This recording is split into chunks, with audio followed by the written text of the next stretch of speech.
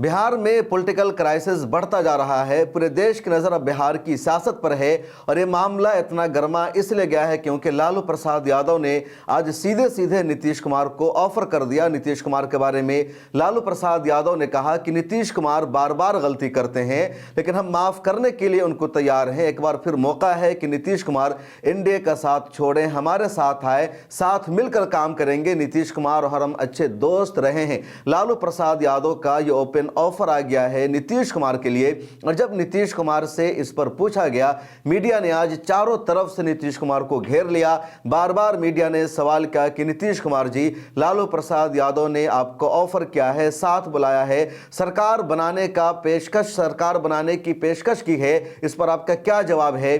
तो नीतीश कुमार कुछ भी जवाब नहीं दे रहे हैं, बल्कि नीतीश कुमार चुपचाप वहां से निकलने की कोशिश करते हैं। नीतीश कुमार से जब बार बार यह सवाल पूछा जाता है तो अपने गाल को खुजलाते हैं और सिर्फ चंद लफ्जों में जवाब देते हैं कि छोड़िए ना इन सब बातों को। और नीतीश कुमार से लालू प्रसाद यादव के ऑफर के बारे में ऐसे वक्त पर सवाल किया गया जब उनके साथ बीजेपी के नेता और बिहार के डिप्टी चीफ मिनिस्टर अशोक सम्राट मौजूद हैं। आरिफ मोहम्मद खान भी वहां पर मौजूद है और दरअसल आरिफ मोहम्मद खान का शब्द ग्रहण था, उनकी हल्फ बर्दारी तकरीब थी, उसी में नीतीश कुमार पहुंचे थे, उसी में अशोक सम्राट पहुंचे थे। आरिफ मोहम्मद खान पहले केरला के गवर्नर थे, बीजेपी के कदावर नेता रहे हैं। अब बीजेपी ने उनको, या कह लीजिए हुकूमत ने, केरला से हटाकर बिहार का गवर्नर बनाया है। और तज्जिया निगारों का, एक्सपर्ट का यही मानना है कि 2025 का जो बिहार इलेक्शन अक्टूबर में होगा तो उसके लिए बीजेपी की परेशानी अभी से बढ़ चुकी है। बीजेपी को बिहार जीतने में बहुत ज़्यादा मुश्किलों का सामना है और इसलिए आरिफ मोहम्मद खान को बिहार में भेजा गया है। लेकिन इलेक्शन आने से पहले ही सरकार गिराने की पूरी प्लानिंग हो चुकी है, तैयारी हो चुकी है। और जब लालू प्रसाद यादव ने आज ऑफर दे दिया, तमाम मीडिया हाउसेज में खबर है, रिपोर्ट है, आप स्क्रीन पर अखबार की क्लिप्स को देख सकते हैं जिसमें यह लिखा हुआ है, लालू प्रसाद यादव ने ऑफर किया नीतीश कुमार को। लालू प्रसाद यादव ने अपने दरवाजे खोल दिए हैं। लालू प्रसाद यादव ने कहा कि नीतीश बार बार गलती करते हैं लेकिन अपने हैं, वो आए, हम उनको माफ करने के लिए तैयार हैं, साथ मिलकर काम करेंगे। दरअसल इससे पहले जब तेजस्वी यादव से पूछा जा रहा था तो तेजस्वी का जवाब यही होता था, आरजेडी के दरवाजे नीतीश कुमार के लिए बंद है, नीतीश कुमार अपने पांव पर कुल्हाड़ी नहीं मारने वाले हैं। लेकिन आरजेडी के राष्ट्रीय अध्यक्ष लालू प्रसाद यादव हैं, अभी वो जिंदा हैं, पूरा फैसला लालू प्रसाद यादव ही करते हैं। इसलिए तेजस्वी की इन बातों की अब कोई अहमियत नहीं रह जाती है। लालू प्रसाद यादव ने ओपन ऑफर कर दिया है और नीतीश कुमार ने भी जवाब कुछ भी नहीं दिया। यह मौका बहुत अहम था क्योंकि नीतीश कुमार अकेले नहीं थे, बीजेपी के नेता और डिप्टी चीफ मिनिस्टर वहां पर मौजूद हैं, आरिफ मोहम्मद खान मौजूद हैं, बीजेपी का और भी नेता वहां पर मौजूद है। और इन सब की मौजूदगी में जब नीतीश कुमार से पूछा जाता है कि लालू प्रसाद यादव ने आपको ऑफर किया है, आप जा सकते हैं, आप जाएंगे, सरकार बनाएंगे, बीजेपी का साथ छोड़ेंगे, तो नीतीश कुमार ने कहा इन सब बातों को छोड़िए, कुछ भी जवाब नहीं दिया। और अपने आप में बहुत बड़ा सवाल है, मीडिया में भी इसी पर बहस हो रही है कि इसका मतलब है नीतीश कुमार प्लानिंग कर चुके हैं, नीतीश कुमार पिछले 10 दिनों से लगातार चुप हैं। और अगर नीतीश कुमार को एनडीए को छोड़ना नहीं होता, आरजेडी के साथ जाने वाले नहीं होते, तो इस मौका पर जरूर कह सकते थे कि हम नहीं जाएंगे। ऐसा ही कुछ लालू प्रसाद यादव की तरफ से बोला जाता है क्योंकि अशोक सम्राट वहां पर मौजूद है। इसके बावजूद भी लालू प्रसाद यादव, नीतीश कुमार ने ऐसा कुछ जवाब नहीं दिया। और अब नेशनल मीडिया में, मेन स्ट्रीम मीडिया में इसी पर चर्चा हो रही है कि नीतीश कुमार साथ छोड़ सकते हैं और नीतीश कुमार को स्विच करने में, इधर से उधर जाने में ज्यादा वक्त नहीं लगता है।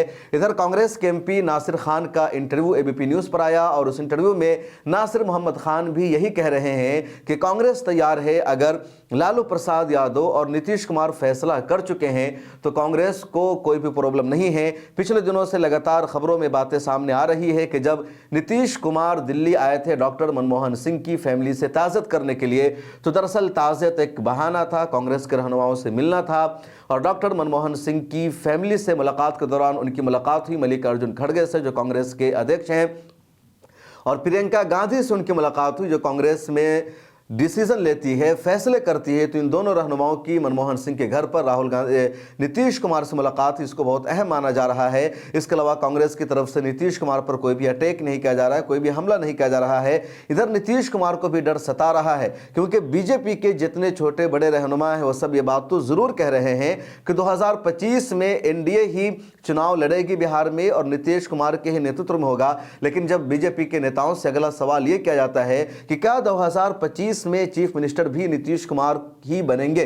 क्या बीजेपी नीतीश कुमार को ही चीफ मिनिस्टर के तौर पर 2025 में देखेगी? तो बीजेपी के नेता इस सवाल से भागने की कोशिश करते हैं, खुलकर जवाब नहीं देते हैं। बीजेपी के नेता कहते हैं कि विधायक दल की मीटिंग होगी, बैठक होगी और उसमें फैसला होगा कौन चीफ मिनिस्टर बनेगा, कौन चीफ मिनिस्टर नहीं बनेगा। अभी इसका फैसला नहीं हो सकता है। और इसी तरह की बात ने नीतीश कुमार की नींद हराम कर दी है। महाराष्ट्र में एकनाथ शिंदे का अंजाम नीतीश कुमार देख चुके हैं। महाराष्ट्र में एकनाथ शिंदे ने शिवसेना को तोड़ा, महागठबंधन की सरकार वहां खत्म हुई, महाविकास आघाड़ी की सरकार खत्म हुई और एनडीए की सरकार बन जाती है। एकनाथ शिंदे को वक्ती तौर पर बीजेपी ने चीफ मिनिस्टर बना दिया, लेकिन 2024 में जब महाराष्ट्र में इलेक्शन हो गया, रिजल्ट आया, बीजेपी को ज्यादा सीटें आई, एकनाथ शिंदे की शिवसेना को कम सीटें आई, तो बीजेपी ने एकनाथ शिंदे को चीफ मिनिस्टर नहीं बनाया बल्कि अपने ही नेता देवेंद्र फडणवीस को चीफ मिनिस्टर बना दिया। और एकनाथ शिंदे को कई दिन तक फैसला लेना पड़ा क्योंकि काफ़ी वक्त लगा।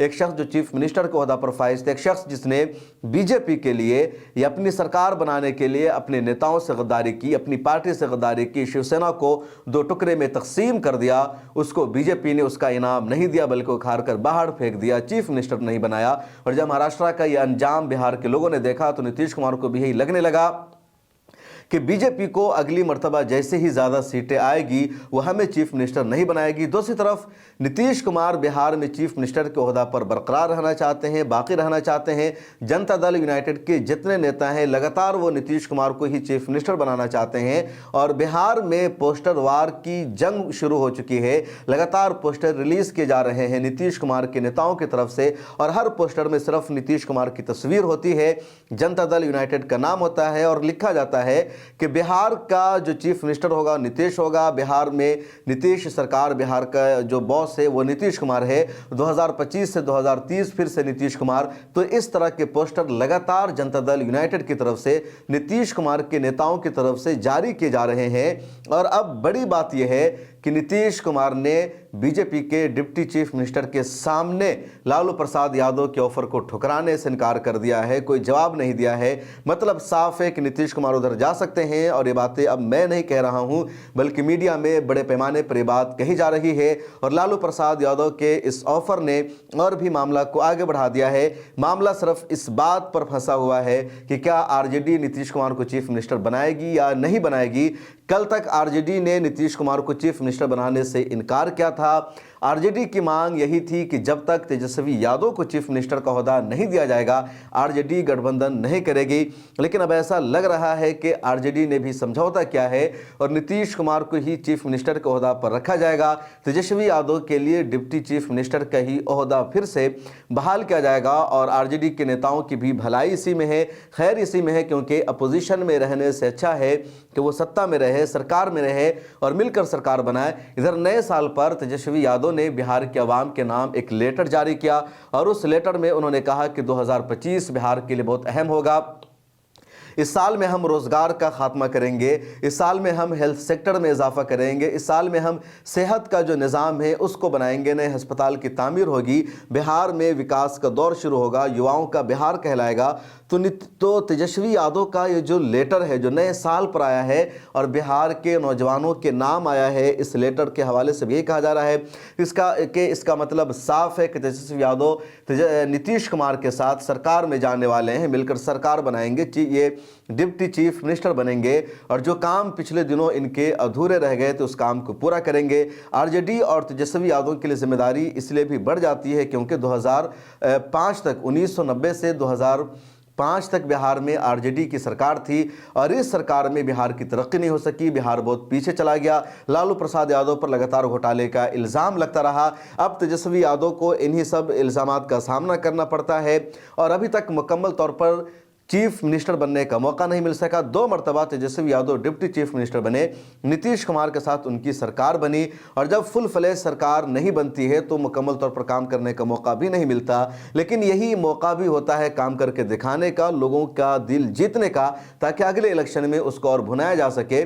जिस तरह 2 मरतबा Tejashwi Yadav deputy chief minister रहे और उनके जो वर्कर है, उनके जो नेता हैं, बिहार में तमाम कामों का क्रेडिट तेजस्वी यादव को ही देते हैं। चीफ मिनिस्टर नीतीश कुमार है, deputy chief minister Tejashwi Yadav है, लेकिन हर तरह के काम का क्रेडिट सिर्फ उनके नेता तेजस्वी यादव की ही देते हैं, नीतीश कुमार को नहीं देते हैं। ऐसे में तेजस्वी यादव को भी लगेगा कि अगर कुछ और दिन इस नए साल में सरकार में रहने का मौका मिल जाता है तो काम करके दिखाने का मौका मिलेगा, जनता का दिल जीतने का मौका मिलेगा और इस तरह 2025 के इलेक्शन में आसानी हो जाएगी। दिल्ली का इलेक्शन अब शुरू होने वाला है और दिल्ली के इलेक्शन के बाद 2025 का जो सबसे अहम इलेक्शन होगा, जिस इलेक्शन पर सबकी नज़र होगी, वो इलेक्शन बिहार का ही है। और बिहार का इलेक्शन इसलिए भी अहम माना जाता है क्योंकि दिल्ली का जो रास्ता है, जो सेंटर में सरकार बनती है तो उसका रास्ता दिल्ली और बिहार होकर ही गुजरता है। और दिल्ली में भी बीजेपी की सीटें बहुत कम हो चुकी है।